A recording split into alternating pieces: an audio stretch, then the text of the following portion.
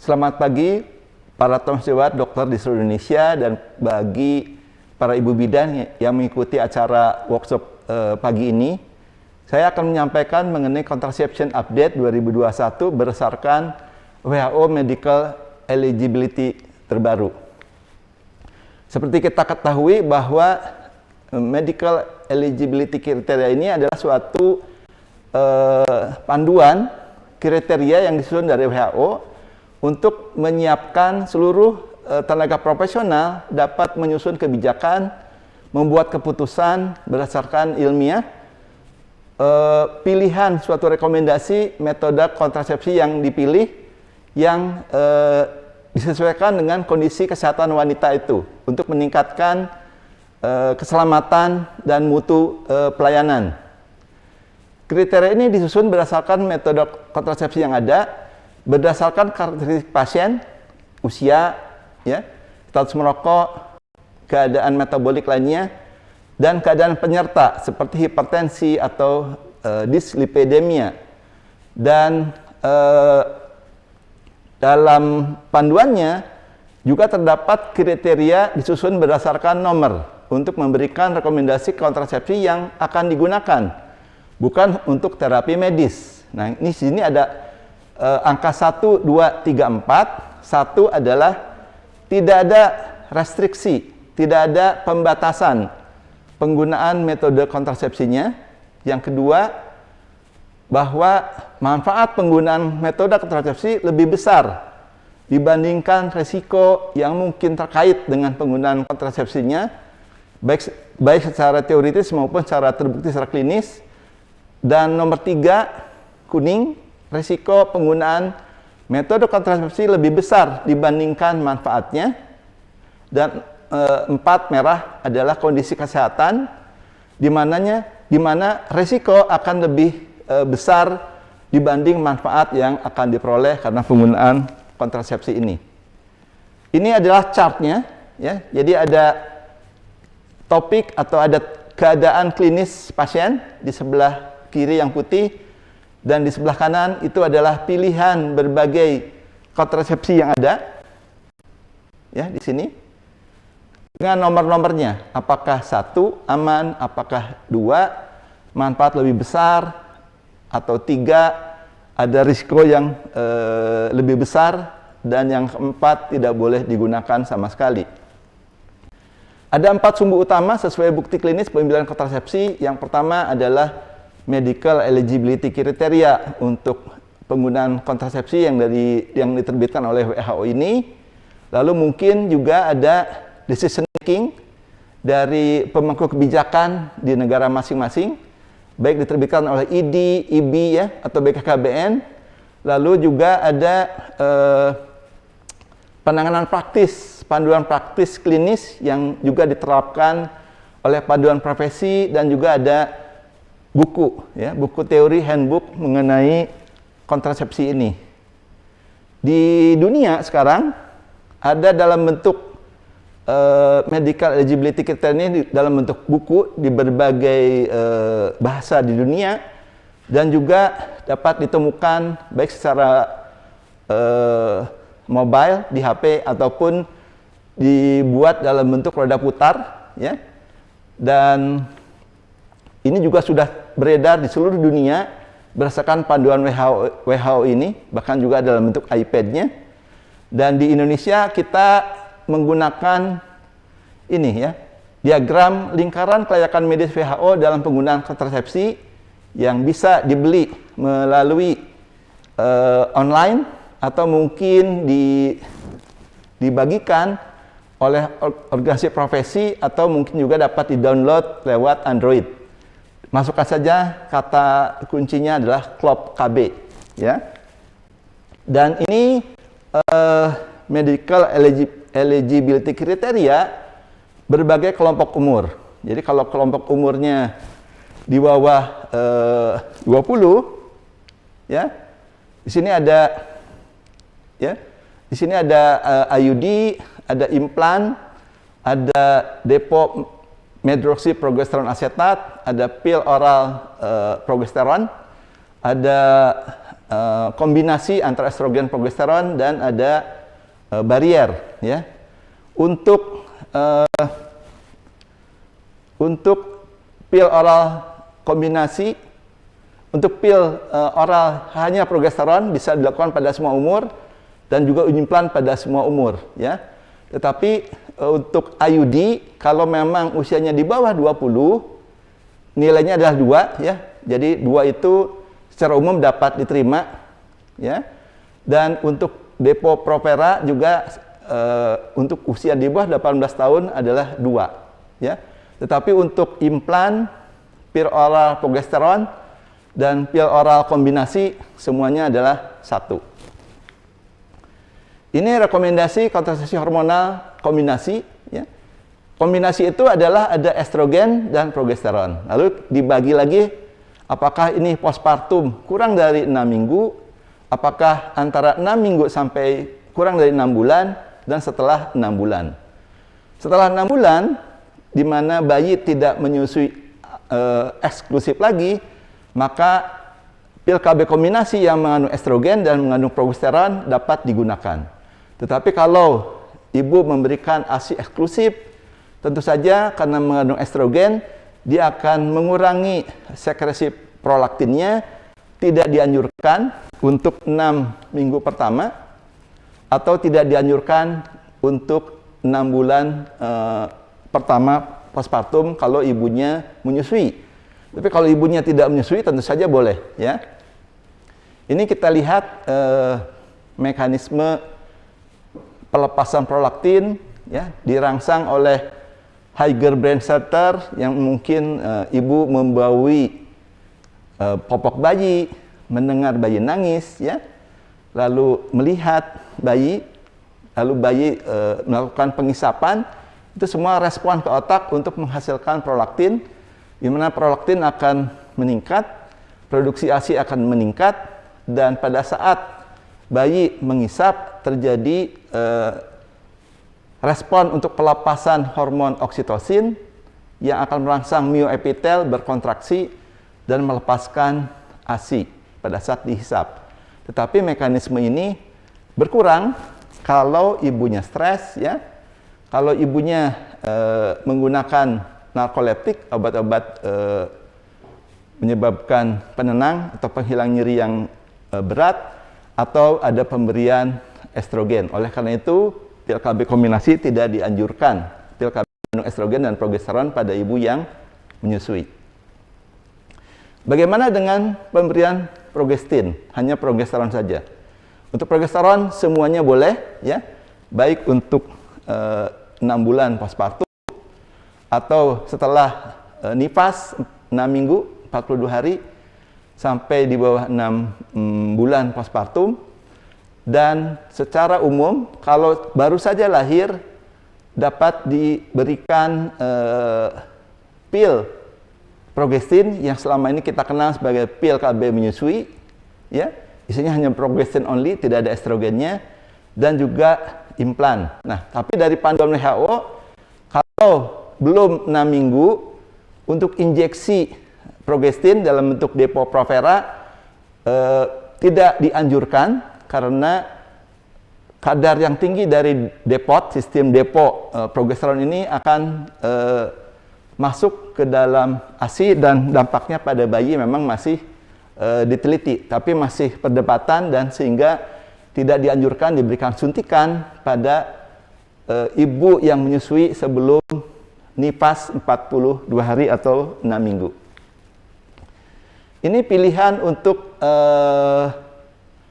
KB postpartum ya. Di sini ada progestin only method, semuanya boleh, bisa dalam bentuk pil, dalam bentuk IUD ya, atau di luar negeri ada yang dalam bentuk koyo. Nah, untuk yang kombinasi tentu saja yang ada estrogennya tidak dianjurkan 4 ya. Dan demikian juga karena ada pil kombinasi yang mengandung estrogen, kalau ibunya pernah mengalami trombosis vena, itu harus dikaji kembali, nilainya adalah 3, jadi risiko mungkin agak lebih tinggi dibanding manfaat. Tetapi kalau tidak ada riwayat trombosis vena dan atau kurang dari 42 hari hijau, ya. 1 boleh. Ini mengenai rekomendasi kontrasepsi progestin dan IUD yang mengandung progestin. Yang ada saat ini adalah mengandung levonorgestrel. Levonorgestrel ini adalah suatu progestin, ya, generasi 2 yang ditempatkan di tengah batang IUD ini, ya. Sudah beredar di kota besar di Indonesia, tapi mungkin harganya masih agak tinggi. Dan penggunaan IUD levonorgestrel ini dapat diberikan setelah 4 minggu, ya, pasca salin, atau boleh dilakukan setelah bayi lahir, ya, setelah bayi lahir kurang dari 48 jam, biasanya kita pasang post plasenta, ya. Tetapi kalau sudah lebih dari 48 jam, harus dipertimbangkan melewati nipas, karena pada saat nipas ini uterusnya masih mengalami involusi, ya, masih besar, rongganya masih lunak, dinding rahim lunak, sehingga risiko perforasi dinding rahim karena pemasangan IUD ini sangat tinggi.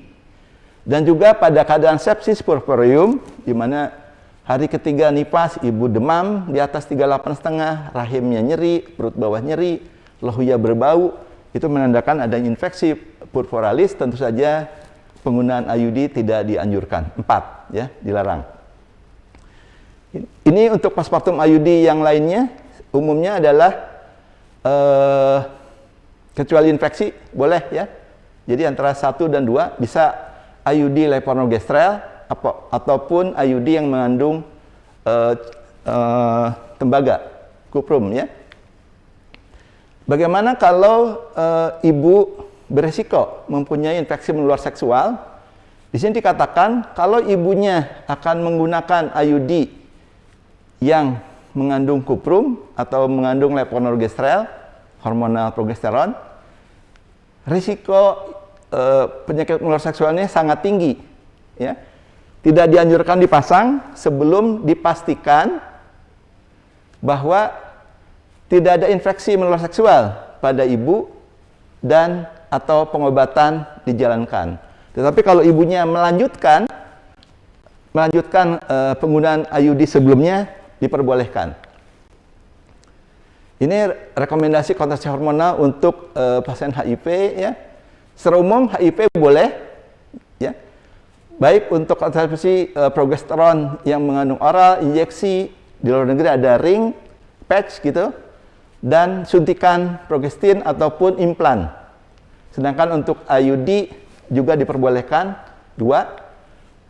Dan untuk HIV yang asimptomatik dapat diberikan pada stadium 1 dan 2, ringan atau tanpa gejala, baik IUD maupun obat hormonal progesteron lainnya. Tetapi kalau udah derajat berat, ditunda. Baru setelah mengalami konversi ke derajat ringan atau tanpa gejala, baru diberikan obat-obat golongan progesteron ataupun IUD yang mengandung progesteron. Nah, ini adalah rekomendasi penggunaan pil KB, penggunaan KB pada wanita dengan diabetes. Ya, pada penderita diabetes itu secara umum dapat diberikan berbagai macam kontrasepsi, ya. Di sini ada IUD yang mengandung kuprum, ataupun IUD mengandung levonorgestrel, implan, ya, Depo-Provera, dan pil oral yang mengandung hanya progestin. Tetapi kalau dia mengandung estrogen, nah ini harus hati-hati. Tergantung profil dari berapa kadar HbA1c-nya, apakah terlalu tinggi atau tidak, karena kita ketahui bahwa estrogen ini bersifat metabolik, dia akan meningkatkan peningkatan glukosa yang lebih tinggi. Jadi pada keadaan hiperglikemi, diabetes belum terkontrol, mungkin jatuh ke untuk tidak menggunakan dulu pil KB kombinasi yang mengandung estrogen dan progesteron. Tapi kalau progesteron saja boleh. Ini rekomendasi pengguna KB pada wanita dengan migrain atau sakit kepala. Ya, beberapa kasus ada yang migrain, jadi kalau lagi nyeri kepala sebelah, ya, dan mungkin ada gangguan aura. Nah, di sini kita lihat bahwa semuanya boleh kecuali yang mengandung estrogen. Jadi pada pil KB kombinasi yang mengandung estrogen, lalu pasiennya mengalami aura, jadi pada saat nyeri kepala sebelah ada gangguan penglihatan seperti ada bintang-bintang segala macam, itu ada tanda-tanda gangguan di otak. Estrogen dipertimbangkan menjadi 4. Ini rekomendasi penggunaan KB pada wanita dengan risiko penyakit menular seksual, PMS, ya. Di sini kita lihat kalau untuk penggunaan estrogen dan progesteron semuanya boleh, ya, satu semua. Tetapi kalau untuk IUD juga boleh. Nah, untuk yang pasien dengan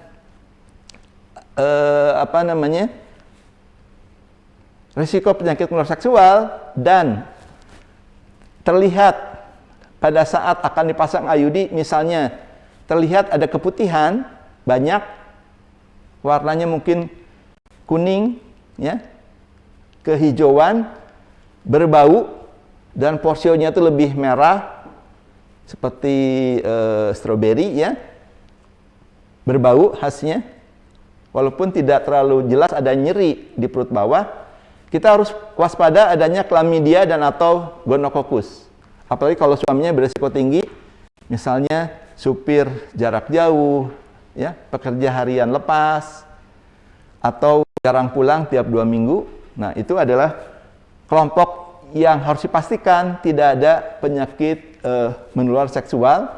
Kalau hasil gonokokusnya negatif bisa dipasang, tetapi kalau ada gonokokus, gonore, harus diberikan terapi dulu, dan setelah dinyatakan swab ulangan dari fluornya gonokokusnya negatif, baru bisa dipasang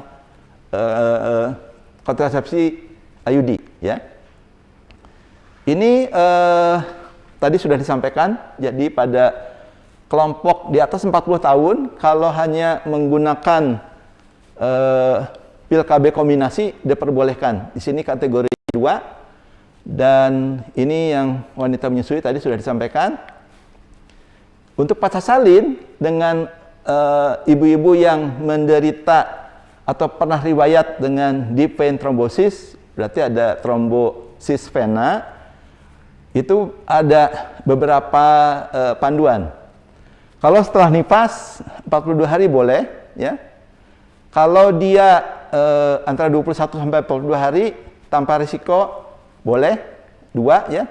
Tetapi jangan diberikan sebelum 21 hari dengan ibu riwayat deep vein thrombosis. Jadi kalau naik pesawat terbang kakinya udem, nyeri, dan kalau kita periksa laboratorium terjadi peningkatan faktor trombosis, dan kalau kita USG pembuluh darahnya sudah ada pengendapan, berarti itu ada risiko dari tromboemboli vena. Pada pasien seperti ini ditunda sampai 42 hari. Ini rekomendasi WHO, kalau hanya varises aman. Kalau ada superficial venous thrombosis, ya, kategorinya 2. Dan bagaimana kalau ibunya menderita dyslipidemia? Dyslipidemia ini adalah gangguan profil lipid. Kolesterol meningkat, ya. LDL-nya meningkat, lalu trigliserida tinggi. Ibunya mungkin obes, tetapi tidak ada faktor lain, tidak ada hipertensi, tidak ada riwayat stroke, tidak ada riwayat penyempitan pembuluh darah jantung, tidak ada nyeri dada sebelumnya, itu aman. Dapat diberikan dengan kategori 2, ya. Ini pengaruh hormon estrogen. Sebenarnya estrogen kalau dalam dosis yang normal fisiologis dia sangat membantu, baik untuk menjaga kesegaran endotel, ya, dia akan memproduksi nitris oksid untuk vasodilatasi pembuluh darah, dia mencegah faktor pembekuan dan juga untuk meningkatkan kesehatan endotel seluruh pembuluh darah seluruh tubuh.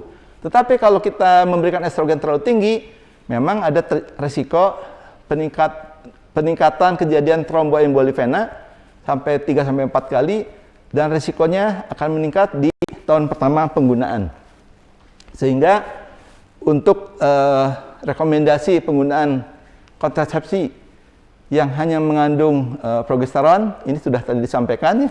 Ini yang di bawah 6 minggu dan di atas 6 minggu boleh kecuali injeksi. Dan ini IUD yang mengandung levonorgestrel tidak boleh pada riwayat infeksi purpuralis. Dan ini adalah berbagai rekomendasi penggunaan pil kontrasepsi emergensi darurat. Jadi kalau emergensi kontrasepsi ini atau emergensi darurat ini, pil KB darurat, diberikan pada pasangan yang tidak menginginkan kehamilan tetapi belum menggunakan KB, dan hubungan suami istrinya dilakukan pada hari-hari sekitar ovulasi, dan ibunya menyadari hal itu lalu datang ke petugas kesehatan untuk mendapatkan pengobatan dalam bentuk pil KB darurat ini, pil KB emergency contraception, yang diperbolehkan ya, misalnya kalau sudah hamil kan tidak ya. Kalau yang masih menyusui dapat diberikan pil KB kombinasi ya, dengan dosis nanti akan diterangkan oleh pembicara berikutnya di siang. Kalau udah pasca KET, kehamilan ektopik terganggu, dapat menggunakan pil KB kombinasi atau menggunakan IUD ya, tanpa pembatasan. Di sini kategorinya 1. Kalau udah migrain, dapat menggunakan pil KB kombinasi atau levonorgestrel.